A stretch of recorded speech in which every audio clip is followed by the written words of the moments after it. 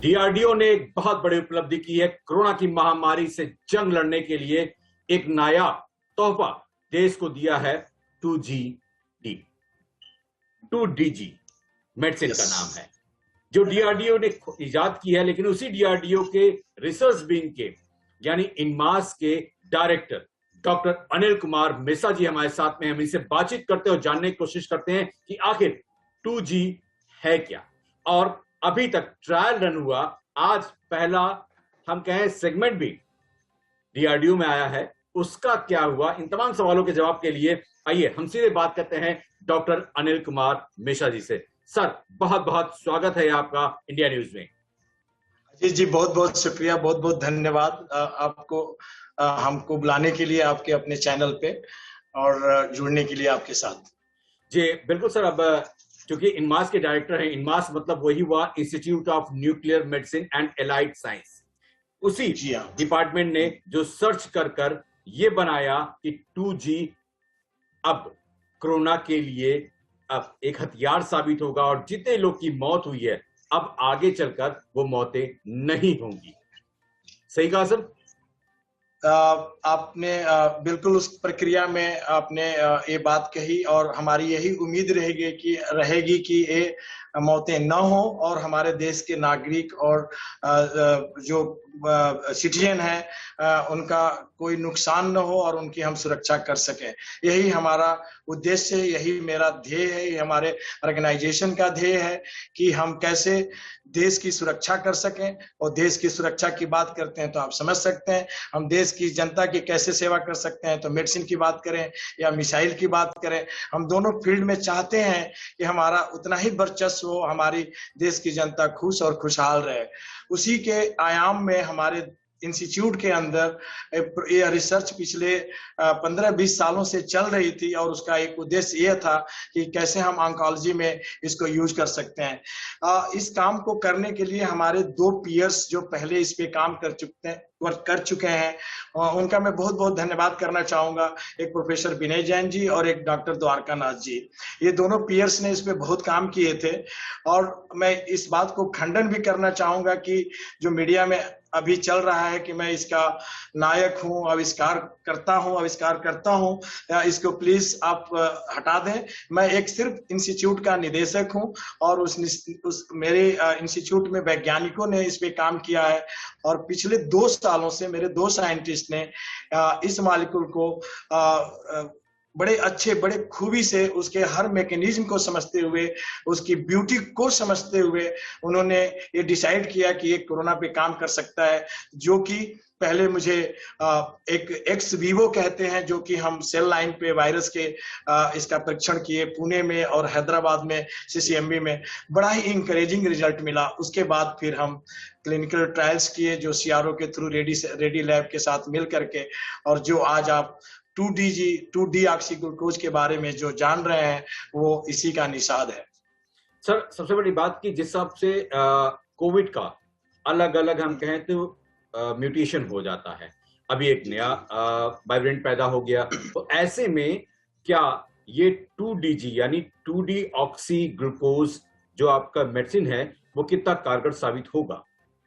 जी अजीत जी, ऐसा है कि किसी भी सेल को प्रोलिफरेट करने के लिए, डिवाइड करने के लिए, मल्टीप्लाई करने के लिए फूड की जरूरत होती है। तो वह फूड हमें इधर ग्लूकोज के माध्यम से मिले, बहुत सारे पाथवे होते हैं, चाहे अमीनो एसिड के माध्यम से मिले, चाहे प्रोटीन पेप्टाइड्स के माध्यम से मिले, हमें इसको सप्लीमेंट करना होता है। उसमें एक ग्लूट रिसेप्टर की जो हम बात करते हैं, उसमें से एक ग्लूकोज का एनालॉग है जिसको हम यूज करते हैं साइंस में, और हमेशा हम ग्लूकोज को लेते हैं जब हमें इसकी कमी होती है। लेकिन ये इस मॉलिक्यूल की ब्यूटी ये है कि इसमें ग्लूकोज की तरह से दिखने वाला मॉलिक्यूल यह वायरस, बैक्टीरिया और बहुत सारे कैंसर सेल्स को भी डिफीट करता है, उसको उसके पाथवे से विचलित करता है। तो जब भी प्रोलिफरेशन होती है उसकी डिमांड बढ़ जाती है तो वो कोशिश करता है कि हमें यह ग्लूकोज मिले, लेकिन यह ग्लूकोज ना होकर के उसका एनालॉग है। जैसे ही वो इस चीज को लेता है वहीं पे उसकी प्रोलिफरेशन की क्षमता जो होती है वो अरेस्ट हो जाती है। सर, जिस समय आपने ये शुरू किया था प्रोजेक्ट जी जी 2D ऑक्सी ग्लूकोज को लेकर यानी कोविड को लेकर, तो शुरुआती दौर में क्या कुछ आपने सोचा, किन किन पार्टिकल मॉलिक्यूल्स या किस ऐसे वायरसेस को लेकर आपने रिसर्च शुरू की कि जैसे इस अंजाम तक आप पहुंच पाए और इतनी बड़ी उपलब्धि आज देश के सामने आपने कर दिखाया और मौजूद है मेडिसिन के तौर पर वो? जी अजीत जी, सबसे पहले तो मैं अपने डीआरडीओ के चेयरमैन सर को बहुत शुक्रिया करना चाहूंगा, और उनका ये सबसे बड़ा ड्राइव था कि वो एक भी लाइफ बचा सकें, ये उनका सबसे बड़ा उद्देश्य है। इसी के लिए वो हॉस्पिटल से लेकर के मेडिसिन से लेकर के हर आयाम में दिन रात काम करते रहते हैं। और उन्हीं के तत्वाधान में हमारे दो वैज्ञानिक जो डॉक्टर अनंत नारायण भट्ट और सुधीर चांदना ने इस काम को इंस्टीट्यूट के अंदर खुद ही चेयरमैन सर आए और डिस्कस किए और इसकी प्रेजेंटेशन हुई। उन्होंने इनिशिएटिव लिया लॉकडाउन में। हमारा वैज्ञानिक जो है वो यहाँ से पुणे गया, लॉकडाउन में कोई माध्यम नहीं थी, फिर भी उन्होंने अरेंज किया कि कैसे you have to go there. फिर वहां वो पहुंचे, फिर वहां से उन्होंने हैदराबाद गए, वहां पे उन्होंने सेल लाइन पे इसको किया काम। वहां पे उनको अच्छे रिजल्ट मिले सीसीएमबी में, जिसके डायरेक्टर राकेश मिश्रा जी हैं। फिर वहां से इस दवा की जब हमें अच्छी खबर मिली कि इससे किलिंग बहुत अच्छी है, जो जितनी दवाएं अभी तक चल रही हैं, फिर उसको आगे एक्सप्लॉइट किया गया, जिसका नतीजा आज आपके सामने दिख रहा है कि यह मॉलिक्यूल एक अच्छा ड्रग के फॉर्म में, एक थेरापेटिक के फॉर्म में आपके सामने उपलब्ध होगा और ये प्रस्तुत होगा, जो कि ड्रग कंट्रोलर ऑफ इंडिया ने भी उसकी सहमति दे दी है इमरजेंसी के रूप में यूज करने के लिए। तो हमारे वैज्ञानिक पिछले 2 साल से लॉकडाउन में अपने अथक प्रयास से इसको इस लेवल तक लाए हैं। चलिए, लॉकडाउन में एक बड़ी सफलता आपने देश के सामने ला दी, जो एक महामारी के तौर पे था पूरे वर्ल्ड में हम कहें, लेकिन उस अभी तक केवल इंजेक्शन आ गए थे, यानी कोवैक्सीन, कोविशील्ड, इस तमाम हम कहें तो केवल इंजेक्शन ही थे। ये पहली ऐसी मेडिसिन है जो कारगर साबित होगी, लेकिन ये कारगर कितने दिनों तक होगी? क्या इसका दोबारा इम्पैक्ट, यानी कोविड का दोबारा इम्पैक्ट उस इंसान के पास दोबारा आ सकता है दवा खाने के बाद से या नहीं? अगर आता है तो कितने दिनों के बाद हो सकता है? देखिए, ये थेरापेटिक ड्रग्स है, थेरापेटिक मॉलिक्यूल है। या जब वायरस उपलब्ध है उस समय इसका एफिकेसी और एफिशिएंसी बहुत अच्छी है, जो आपने देखा है, जो हमारे ड्रग कंट्रोलर इंडिया को प्रेजेंट किया अपने डाटा, उस हिसाब से ये तो हम नहीं कह सकते कि उससे फिर दोबारा उनको यह डिजीज नहीं होगी, क्योंकि ये थेरापेटिक ड्रग्स है। जिस वक्त वायरस, उसके रिसेप्टर वहां पे हैं, उसको हम मिमिक करके उसको उसके पाथवे से डाइवर्ट करके उसको अरेस्ट कर रहे हैं, वो उसी समय कारगर है। आगे ये नहीं कह सकते कि उसको, since it is not a vaccine, it will be effective like that, लेकिन हम ये कह सकते हैं कि अगर वो पर्सन डिजीज्ड है, उसको क्योर करने में इसकी एक अहम भूमिका होगी। तो ट्रायल रन यूपी, तमिलनाडु, अलग अलग आपने राज्यों में किया, सरकारी हॉस्पिटलों में, रिजल्ट आपको कितने दिनों में और कितने % में मिला, और खामियां क्या मिली जिनको आपने दूर किया या नहीं किया? जितनी खामियां थी, हमने जो भी इसके क्लिनिकल ट्रायल चलते रहे, जितनी स्टेट्स में हमने किया, हमको रिजल्ट अच्छे मिले, उसको हमने एनालाइज किया, और कोई ऐसी खामियां इसलिए नहीं मिली कि जो भी उस फेज में थोड़ा प्रोसेस स्लो ये हुआ, क्योंकि अपना जो वायरस का प्रकोप था वो ऑलमोस्ट नलिफाइड हो गया था एक बीच में। उसके बाद सडनली ये pop up, it really crop up, and then उसके बाद तब तक हमारे रिजल्ट ये आ चुके थे, जो कि इतने अग्रेसिव पेशेंट नहीं थे जो पहले थे।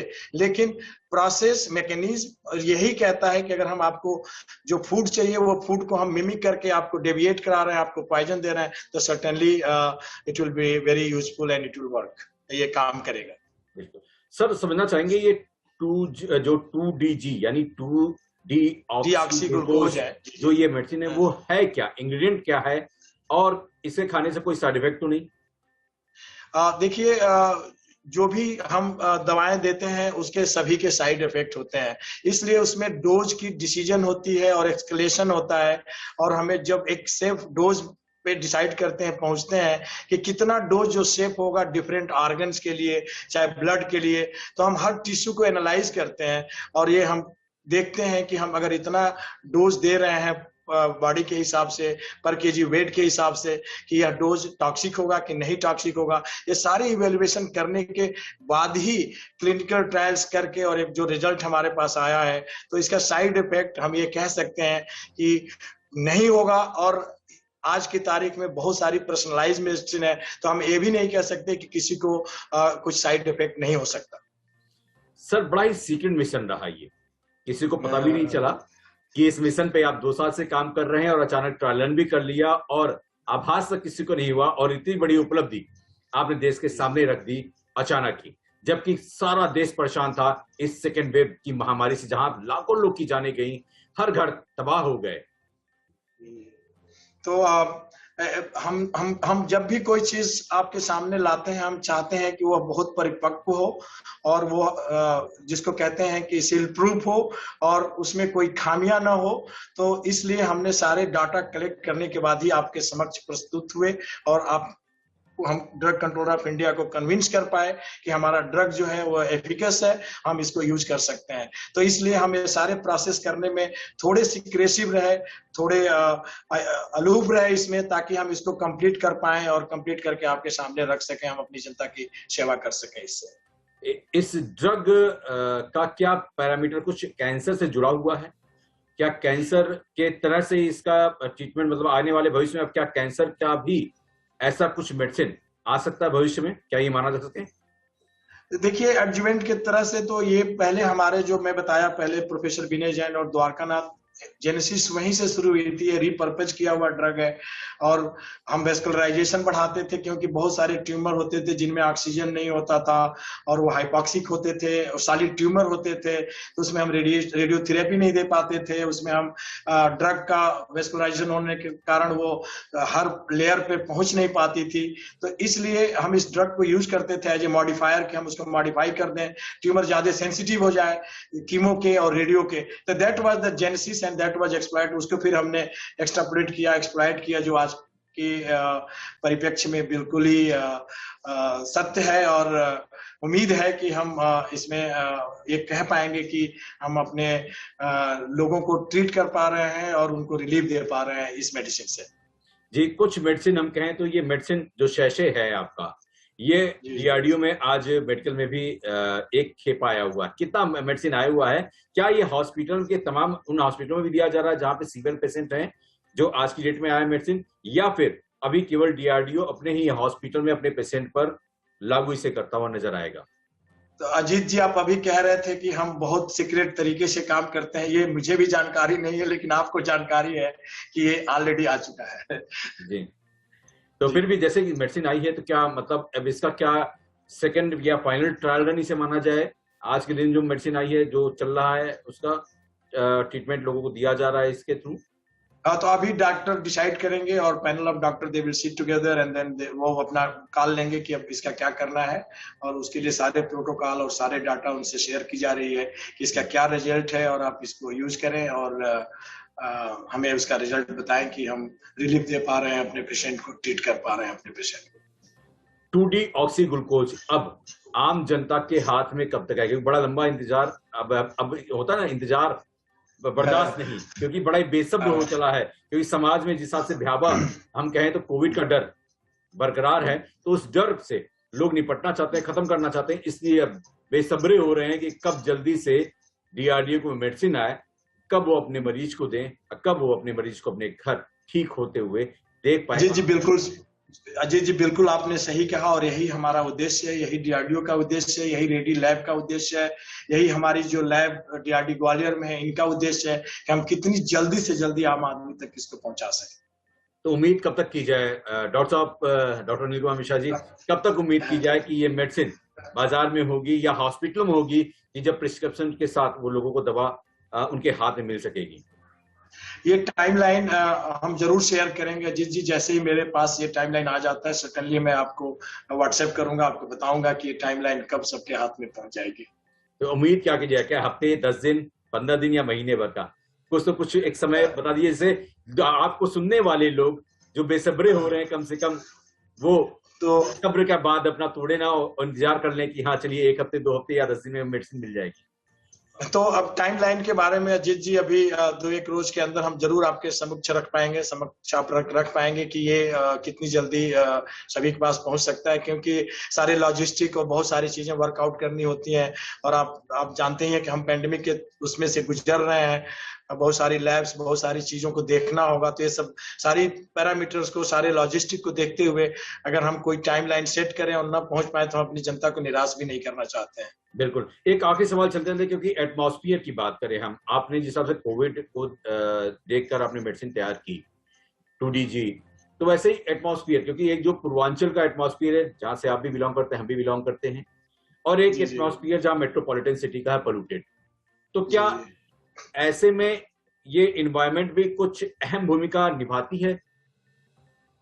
बिल्कुल आपने सही कहा अजीत जी, क्योंकि हम नेचर के साथ जिस तरह से रहना चाहते हैं, करना चाहते हैं, तो ज़रूर उसका बहुत ज़्यादा इम्पैक्ट है। और जितने हम आर्टिफिशियल और जितने हम पेस्टिसाइड्स और जितनी बहुत सारी चीज़ें यूज़ कर रहे हैं, सर्टेनली हमारे शरीर को तो इम्पैक्ट कर रहा है, जो कि अभी गाँव में उतनी नहीं है कंपैरेटिवली। जिसे आपने देखा होगा कि पहले वेव में और इस वेव में बिल्कुल ही अंतर है। तो हम पहले को बड़े अच्छे से देख सके और कर सके गांव में रहते हुए। उतना म्यूटेटेड नहीं था, हमारी इम्यून क्षमता अच्छी थी, हमारे लाइफ स्टाइल अच्छी है कंपेरेटिवली। अगर हम यहाँ का देखें तो जरूर हमारी इम्यून सिस्टम, फूड क्वालिटी, बहुत सारी चीजें जो है गांव में अभी भी, चाहे पूर्वांचल में हमारी अच्छी है मेट्रोपॉलिटन सिटी के बजाय, क्योंकि हम, आप जानते हैं कि किस कंडीशन में मेट्रोपॉलिटन में रहते हैं। जी। तो डॉक्टर अनिल सर, आपका जुड़ने के लिए बहुत बहुत धन्यवाद। आपने बड़े ही सरल और सरल ढंग से बताया कि हाँ, ये 2G क्या है और किस हिसाब से आपके बॉडी को सही रख सकता है, और किस हिसाब से आपकी ऑक्सीजन की क्षमता को ये बढ़ाने का काम करता है, और धीरे धीरे एक कोविड मरीज 5 से 7 दिनों में बेहतर हो सकता है। तो डॉक्टर अनिल सर, आपका जुड़ने के लिए बहुत बहुत धन्यवाद।